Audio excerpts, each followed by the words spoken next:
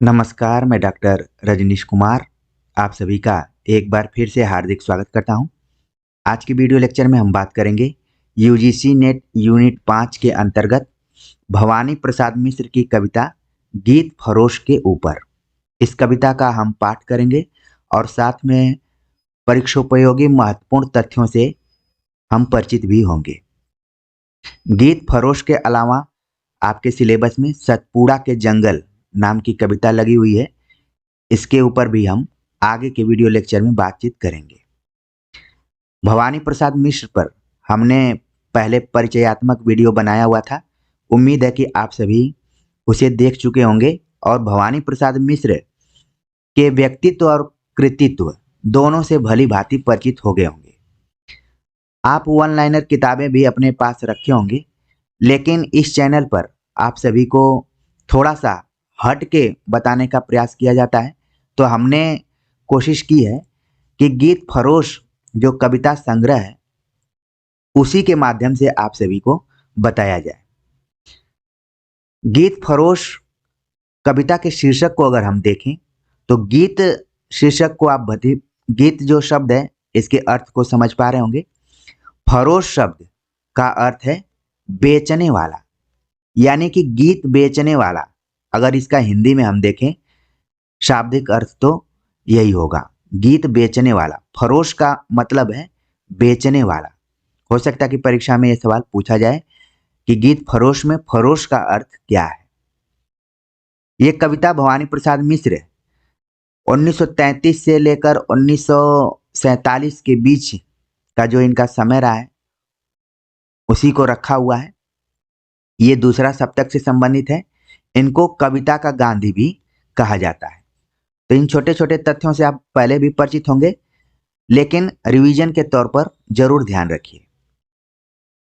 यह जो कविता संग्रह है हैदराबाद से प्रकाशित हुआ है। हैदराबाद से प्रकाशित हुआ है तो आपके मन में तुरंत आना चाहिए कि जब हम भवानी प्रसाद मिश्र का परिचयात्मक वीडियो देख रहे थे तो उसमें हमने बताया था कि इनका संबंध कल्पना पत्रिका से भी रहा है। तो कल्पना पत्रिका कहाँ से प्रकाशित होती थी ये आपके मन में आ गया होगा। तो गीत फरोश भी हैदराबाद से प्रकाशित हुआ है। इसका जो प्रथम प्रकाशन है, प्रथम प्रकाशन सन 1956 ईस्वी में हुआ था। 1956 वन लाइनर किताबों में कई जगहों पर इसका प्रकाशन दिया होगा। गीत फरोश कब प्रकाशित हुआ, कौन कौन सी कविताएं आपको पढ़नी है। जब भी हम गीत फरोश की बात करते हैं तो इसमें कुल 68 कविताओं का संकलन है। कितनी कविताएं हैं? 68 हैं। और गीत फरोश उसमें आखिरी कविता है, आखिरी कविता के तौर पर है, यानी कि 68वें नंबर पर है गीत फरोश। आगे हम इन इंडेक्स को देखेंगे, कविताओं की सूचियों को देखेंगे, लेकिन कहाँ से ये काव्य संग्रह प्रकाशित हुआ था उसको आप धीरे धीरे देख लिए होंगे। गीत फरोश, गीत बेचने वाला इसका शाब्दिक अर्थ है।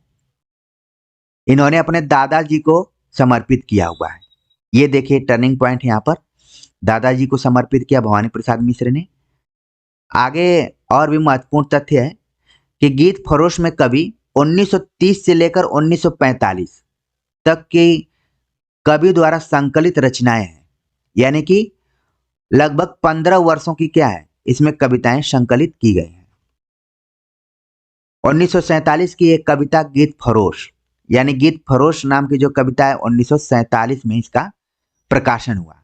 आपको ध्यान में रखना है कि गीत फरोश नाम का जो काव्य संग्रह है 1956 में प्रकाशित हुआ काव्य संग्रह के तौर पर, लेकिन जो कविता आप सभी को पढ़नी है उस कविता का प्रकाशन हुआ 1947 में।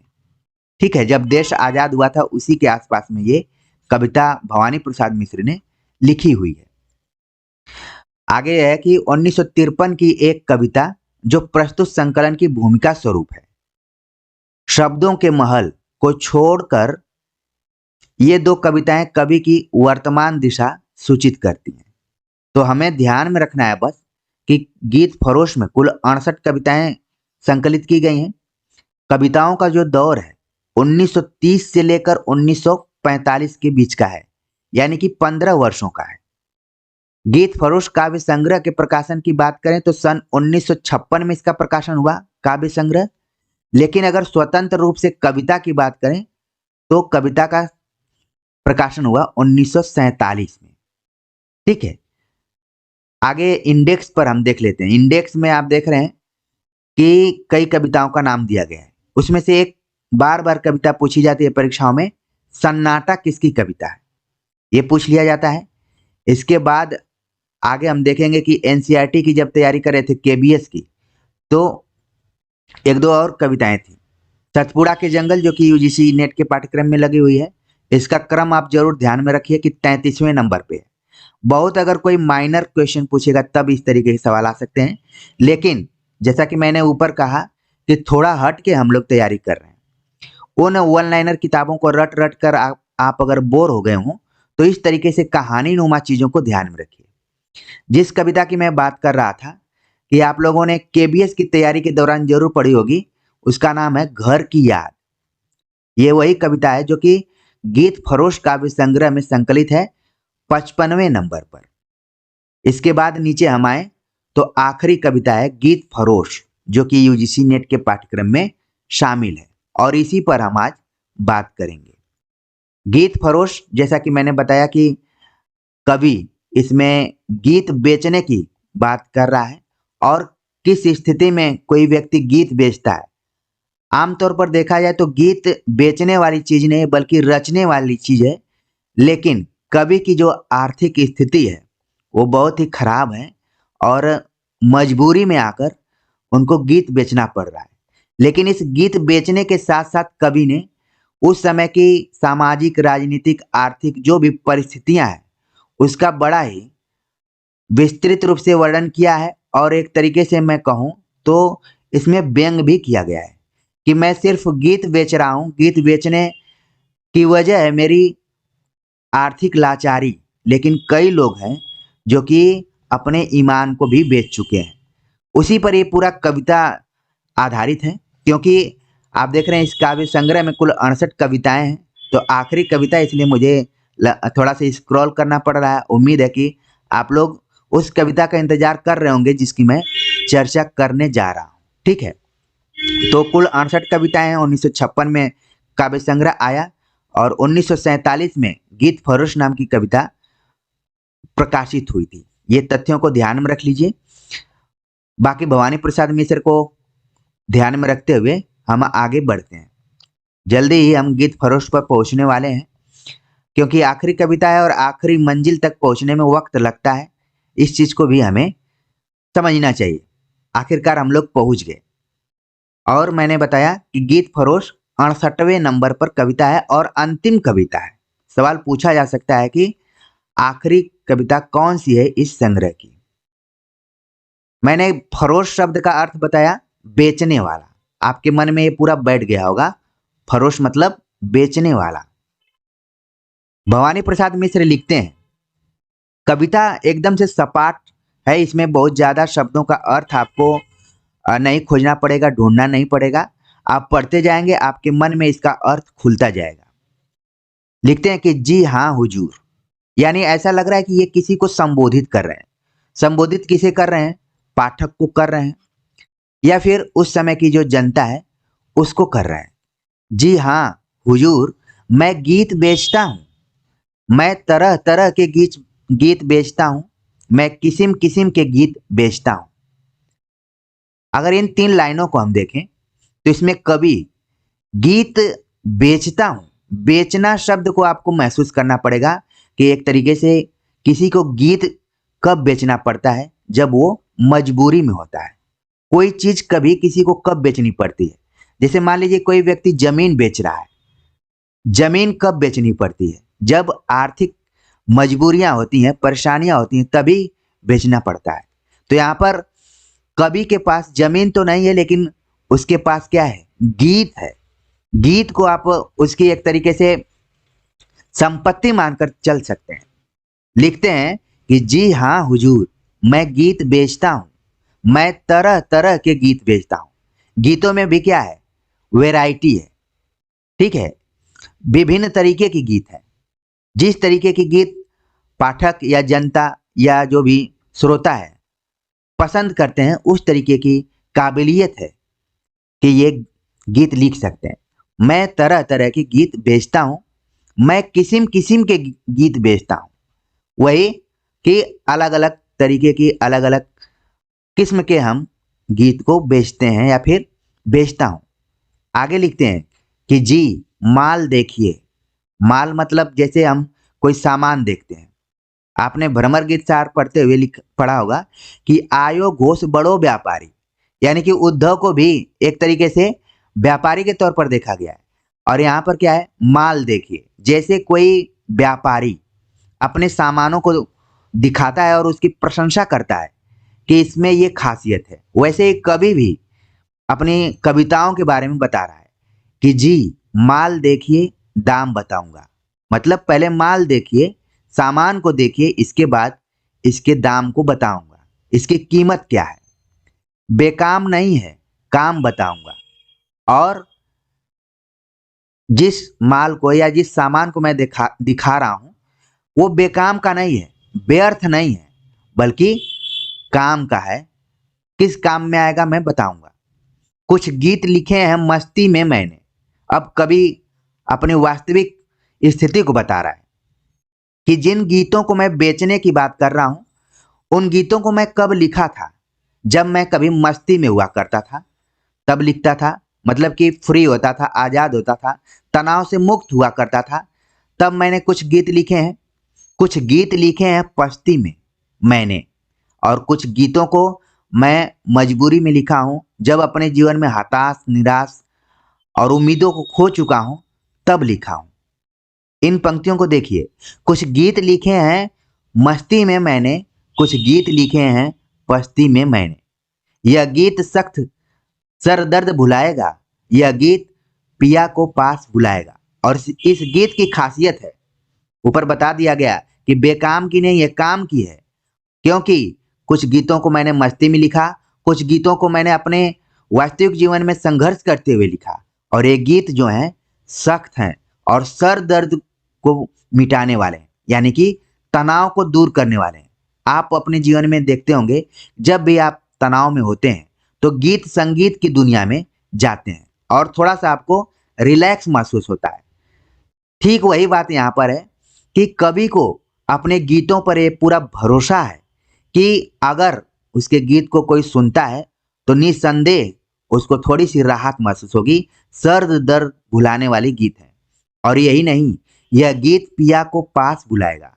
और पिया जिसको आप पसंद करते हैं, जो आपका प्रिय है, जो आपसे रूठा हुआ है, जो आपसे बात नहीं कर रहा है, उसको भी पास बुलाएगा। ये कवि के गीत में क्या है, ताकत है, शक्ति है कि विपरीत परिस्थितियों में यह आपको एक तरीके से ऊर्जा प्रदान करेगा, आपको सुखद महसूस कराएगा।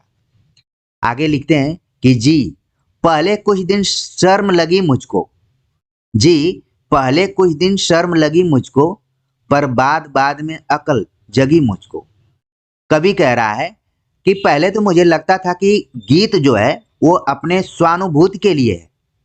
जैसे तुलसीदास ने लिखा कि मैं रामचरितमानस या जो भी कविताएं लिखा हूं वह स्वांत सुखाय के लिए। आपने काव्य शास्त्र में पढ़ा हुआ कि काव्य प्रयोजन होता है, लेकिन यहाँ पर कवि के कविता लिखने का या गीत लिखने के पीछे उद्देश्य है कि उसको कुछ आर्थिक मदद मिले। कह रहे हैं कि पहले मैं गीत को स्वांत सुखाय के दृष्टिकोण से देखता था, लेकिन जब शुरुआत मैंने इसको बेचने का किया तो कुछ दिन शर्म लगी। आपने व्यवहारिक जीवन में भी देखा होगा कि जब व्यक्ति आर्थिक मजबूरियों की वजह से कुछ ऐसे कामों को करता है जिसको कि वो नहीं करना चाहता है, तो उसमें उसको क्या लगता है, शर्म लगता है। जी पहले कुछ दिन शर्म लगी मुझको, पर बाद बाद में अक्ल जगी मुझको। शर्म के बाद बुद्धि, इनको अक्ल आई कि जो भी मैं काम कर रहा हूं ये कोई खराब काम नहीं है। क्योंकि जी लोगों ने तो बेच दिए ईमान, जी आप न हो सुनकर ज्यादा हैरान, मैं सोच समझकर आखिर अपने गीत बेचता हूं। कवि कह रहा है कि मैं तो केवल गीत बेच रहा हूं, कई लोगों ने अपने ईमान को बेच दिया, अपने इज्जत को बेच दिया, अपने चरित्र को गिरा दिया, लेकिन आप इन बातों को सुनकर हैरान न हो। मैं सोच समझ कर आखिर अपने गीत बेचता हूँ। अगर मैं अपने गीत को बेच रहा हूँ, गीत यहाँ पर प्रतीकात्मक चीज है। बहुत चीजें हैं गीत में, आप कवि से जुड़ी हुई जितनी भी चीजें हैं उनको जोड़ सकते हैं। कवि कह रहा है कि मैं तो सिर्फ गीत को ही बेचता हूँ, बहुत सारे लोग तो अपने ईमान को बेच दिए हैं, और जो मैं गीत बेचने का फैसला किया हूँ ये बहुत ही सोच समझ कर किया हूँ। जी हाँ हुजूर, मैं गीत बेचता हूँ। मैं तरह तरह के गीत बेचता हूँ। मैं किस्म किस्म के गीत बेचता हूँ। ये एक तरीके से गीत फरोश कविता की टैग लाइन है। ठीक है, इस इन तीनों पंक्तियों को तो बिल्कुल आपको ध्यान में रखना है। और कवि की जो पीड़ा है, कविता लिखकर उसको बेचने की जो पीड़ा है, उसको महसूस करना है। आगे कहते हैं कि यह गीत सुबह का है, गाकर देखें। यह गीत गजब का है, ढाकर देखें। यह गीत जरा सुने में लिखा था। यह गीत वहां पुणे में लिखा था। अब देखिए यहाँ पर, और आप कवि के नजदीक पहुंचते जा रहे हैं कि आखिरकार गीत फरोश नाम की कविता कवि ने कब लिखी, क्यों लिखी, किस स्थिति में लिखी, उससे आप धीरे धीरे परिचित हो रहे होंगे। अपने गीत की खास विशेषता बताते हुए भवानी प्रसाद मिश्र का कहना है कि यह गीत सुबह का है। सुबह बहुत चीजों का प्रतीक है। लोग कहते हैं कि निराश मत होइए, रात के बाद सवेरा होता ही है। सुबह एक उम्मीद की बात है। यह गीत सुबह का है, गाकर देखें। यह गीत गजब का है। गजब मतलब महत्व का गीत है, ढाकर देखें। यह गीत जरा सुने में लिखा था। सुने का मतलब होता है अभाव। यह गीत, क्योंकि शुरू में मैंने बताया कि जो कवि है कुछ गीतों को अपने अभाव के जीवन में भी इन्होंने लिखा हुआ है। तो वहां पर ये पंक्ति आप देख रहे हैं, यह गीत जरा सुने में लिखा था, मतलब जब अभावग्रस्त था तब लिखा था। यह गीत वहां पुणे में लिखा था। पुणे महाराष्ट्र में एक क्या है, जगह है। क्योंकि आप जानते हैं कि मुंबई में फिल्म इंडस्ट्रीज है, बहुत सारे साहित्यकार मुंबई का भी रुख किया करते थे, जिसमें कि आपने प्रेमचंद का भी नाम सुना होगा कि वो भी कहानी या फिर पटकथा लेखन के लिए मुंबई गए हुए थे, लेकिन किसी वजह से उनकी तबीयत खराब हो गई तो वापस आ गए। लेकिन यहाँ पर भवानी प्रसाद मिश्र को भी अनुभव है पुणे का। यहाँ पर उस चीज का पूरा संकेत उन्होंने किया है कि यह गीत जरा सुने में लिखा था, अभाव में लिखा था, पैसे के अभाव में, आर्थिक मजबूरियों में। और यह गीत वहां पुणे में लिखा था, जगह का भी नाम बता दिया है। अगर मान लीजिए सवाल पूछ लिया जाए आपसे कि गीत फरोश कविता की रचना कहां पर की थी भवानी प्रसाद मिश्र, तो आपको पुणे का नाम जरूर ध्यान में रखना है। आगे कहते हैं कि यह गीत पहाड़ी पर चढ़ जाता है, यह गीत बढ़ाए से बढ़ जाता है। यानी पहाड़ी का मतलब है ऊंचाई, जो कि एक तरीके से देखा जाए कि यह इस गीत को अगर आप सुनते हैं तो आप असंभव सी होती हुई चीजों पर भी चढ़ने का प्रयास कर सकते हैं, उसको पूरा करने का प्रयास कर सकते हैं। और यह गीत तो उस रबर की तरह है कि इसको जितना बढ़ाएं, जितना इसका अर्थ विस्तार करें, उतना ये अर्थ विस्तार करने में माहिर है। आगे कहते हैं कि यह गीत भूख और प्यास भगाता है।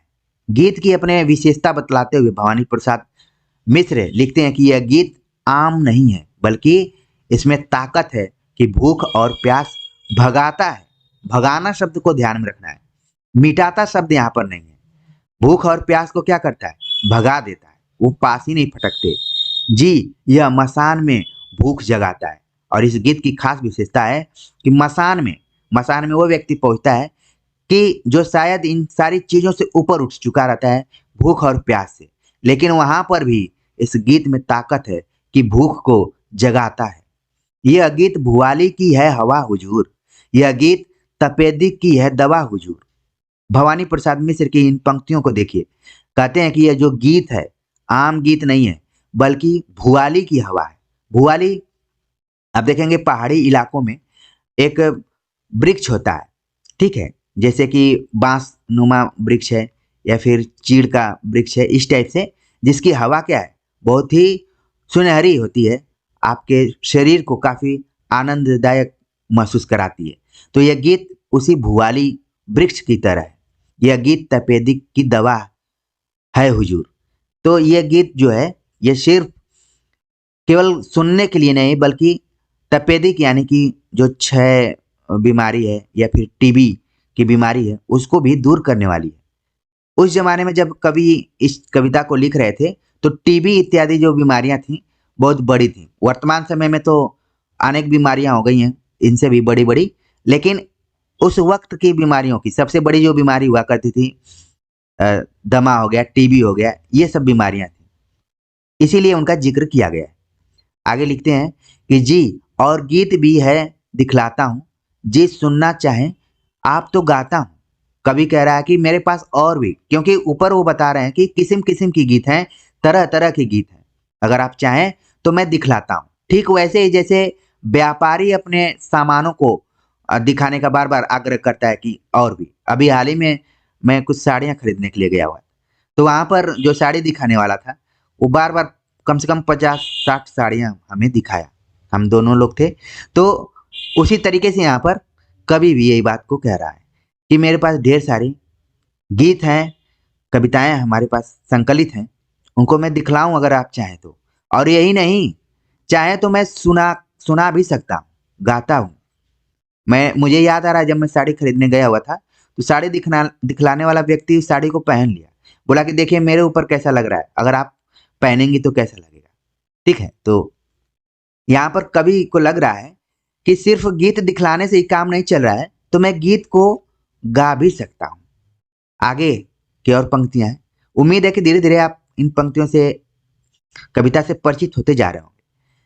आगे भवानी प्रसाद मिश्र कहते हैं कि जी छंद और बेछंद पसंद करें, जी अमर गीत और वे जो तुरंत मरे।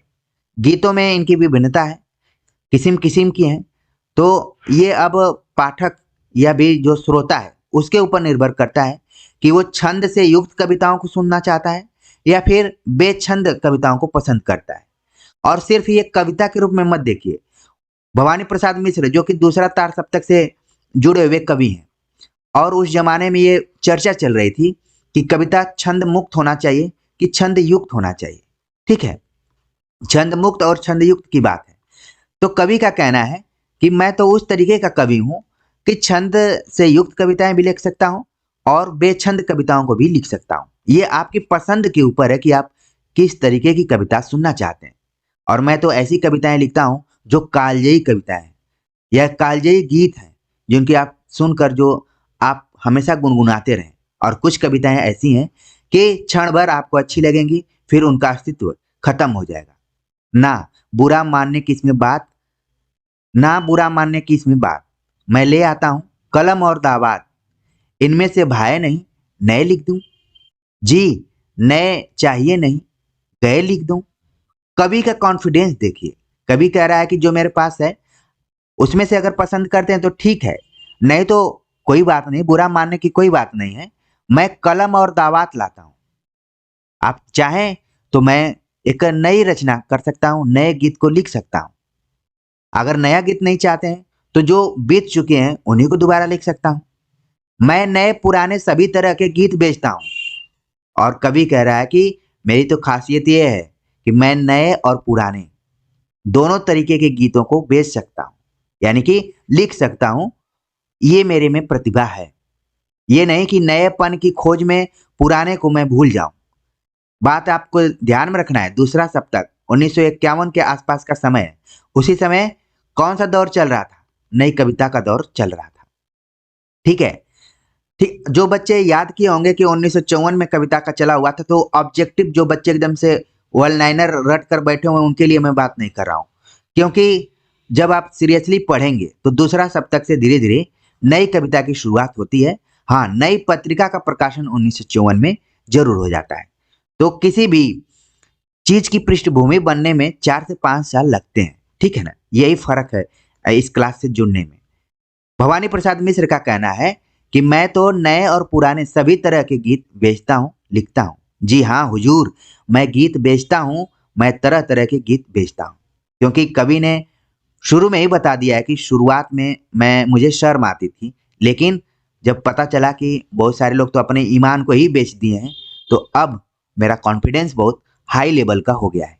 आगे कहते हैं कि मैं किस्म किस्म के गीत बेचता हूँ जी, गीत जन्म का लिखूं मरण का लिखूं। आप बताइए, गीत मैं जन्म का लिखूं या मरने पर लिखूं? जीत जी, गीत जीत का लिखूं या शरण का लिखूं? कवि का कहना है कि किस पर आप गीत लिखवाना चाहते हैं, जिस पर आप तैयार हों मैं उस पर गीत लिख सकता हूं, क्योंकि मैं आर्थिक मजबूरियों से घिरा हुआ हूं। ठीक है, क्योंकि मैं किस्म किस्म के गीत बेचता हूं। आप देख रहे हैं विरोधाभास है यहाँ पर, एक तरफ जन्म एक तरफ मरण, जीत शरण। यहाँ पर हार शब्द का प्रयोग नहीं किया गया है। हार का मतलब ये होता है कि व्यक्ति हार गया, ठीक है, वो वापस चला गया अपने घर। लेकिन शरण का मतलब है कि जिसने आपके ऊपर जीत की दर्ज की है उसके आप एकदम से नियंत्रण में। तो जीत का लिखूं या शरण का लिखूं? यह गीत रेशमी है, यह खादी का। खादी शब्द आ गया और मैंने शुरू में ही बताया कि इनको कविता का गांधी कहा जाता है, और गांधी का इनके ऊपर गांधी जी का प्रभाव था इनके ऊपर काफी, और इन्होंने गांधी वांग्मय भी लिखा था। कुछ बच्चे हमारे राइटिंग को बड़ा ध्यान से देखते हैं, तो देखिए मुझे उम्मीद है कि धीरे धीरे अब आप लोगों को समझ में आ रहा होगा। आगे कहते हैं कि यह गीत पित्त का है, यह वादी का है। पित्त जो कि आप जानते हैं यकृति का एक हिस्सा है। कह रहे हैं कि यह गीत यकृत का जो शरीर में महत्व है उसी तरीके से यह गीत भी है, यह वादी का है। वादी का मतलब शुरुआत का, या फिर एक तरीके से आ, इसको हवा के अर्थ में भी लगाया जा सकता है, जो कि आप में ऊर्जा भर पाए। कुछ और डिजाइन भी हैं, जैसे व्यापारी अलग अलग अपने सामानों का डिजाइन दिखाता है, यहाँ भी डिजाइन, यहाँ का क्या अर्थ होगा इसका? जैसे कि नए शिल्प की कविता, कविता का डिजाइन क्या है? शिल्प है, जिसको कि आगे ने प्रयोग के तौर पर देखने का प्रयास किया है। कुछ और डिजाइन भी हैं, यह इल्मी। इल्मी का मतलब, इल्मी का मतलब एक तरीके से जानकारी, इल्म मतलब शिक्षा से भी लगाया जाता है। यह लीजिए चलती चीज नई फिल्मी, क्योंकि यहाँ पर तुकबंदी का भी थोड़ा सा प्रयोग किया गया है। लीज का मतलब क्या है?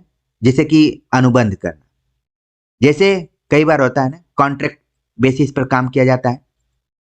अब देखिए यहाँ पर फिल्म शब्द का भी प्रयोग हुआ है, तो कहीं न कहीं भवानी प्रसाद मिश्र अपनी कविताओं को लेकर फिल्म स्टूडियो या फिर वहां जो भी बंबई में कारोबार है फिल्मों के, गीतों को लेकर एक डायरेक्टर के पास से लेकर दूसरे डायरेक्टर या फिर जो भी फिल्म इंडस्ट्रीज के निर्देशक इत्यादि हैं उनके पास लेकर घूम रहे हैं। आप देखेंगे कि जी हुजूर किसको संबोधित कर रहे हैं? इन्हीं लोगों को, जो कि फिल्मी गाने पसंद करते हैं या फिर उनको लेते हैं और बाद में अपनी फिल्मों में प्रयोग करते हैं। यह सोच सोच कर मर जाने का गीत, यह दुकान से घर जाने का गीत। कई बार कवि अपने जीवन में भी हतोत्साहित हो रहा है और उसको लग रहा है कि अपने गीत को दुकान से लेकर घर जाने दोनों के बीच में बार बार कवि क्या है, दौड़ रहा है, रेस लगा रहा है। आगे है कि जी नहीं दिल लगी कि इसमें क्या बात।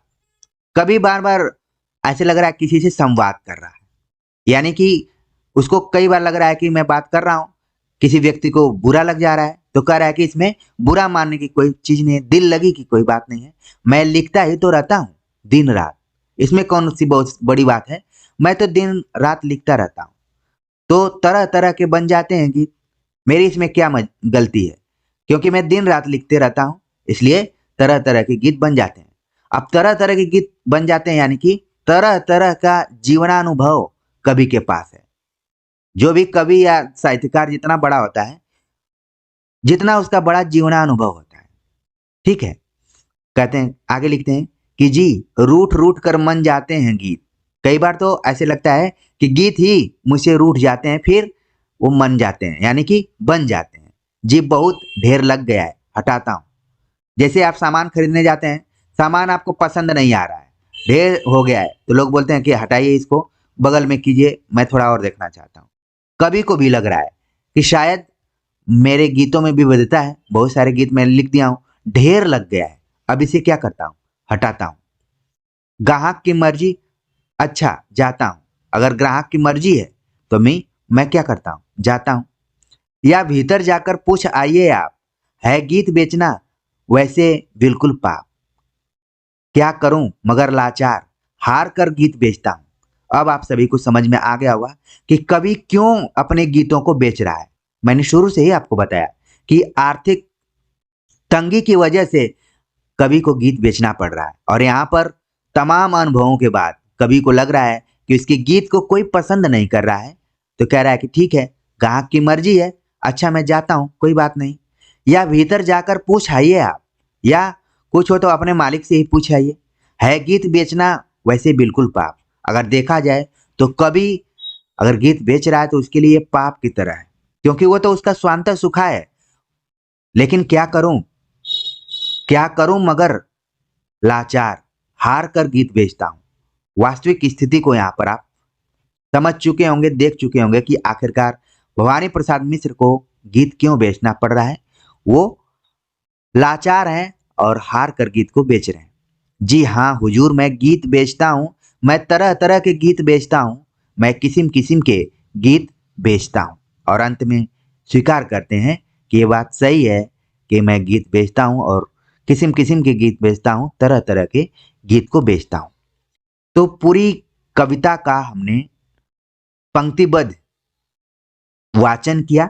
उम्मीद है कि आप पंक्तियों से परिचित हो गए होंगे और इस कविता की जो विषय वस्तु है उससे भी भली भांति परिचित हो गए होंगे। और यहाँ से किसी भी तरीके का सवाल आएगा तो मुझे पूरी उम्मीद है कि गीत फरोश से आपका कोई भी प्रश्नोत्तर गलत नहीं होगा। तो कमेंट्स कर जरूर बताइएगा कि गीत फरोश आपने इतने दिनों पढ़ा, इधर उधर पढ़ा होगा, लेकिन आज की व्याख्या और परीक्षोपयोगी बातों को सुनकर आप सभी को कैसा लगा, इस कमेंट्स का मुझे इंतजार रहेगा। और जल्दी ही मैं आगे की कविता को लेकर आऊँगा। लगातार आप मेरी नई पुरानी दोनों वीडियोज़ को, क्योंकि देखिए इस कविता में भी आया हुआ था कि नए पुराने में बिल्कुल भेद नहीं करना है, आपको अपने लक्ष्य को ध्यान में रख के चलना है कि हमें अपना लक्ष्य प्राप्त करना है, चाहे वो नई वीडियो हो चाहे पुरानी वीडियो। तो देखते रहिए, लगातार तैयारी करते रहिए। मैं तो सामने आकर नहीं इस बात को कहूँगा, लेकिन पूरी क्षमता और पूरे आत्मविश्वास के साथ कह सकता हूं कि आप लोग इस चैनल से जुड़कर अच्छा महसूस कर रहे होंगे। तो मिलते हैं नए टॉपिक के साथ, तब तक के लिए नमस्कार।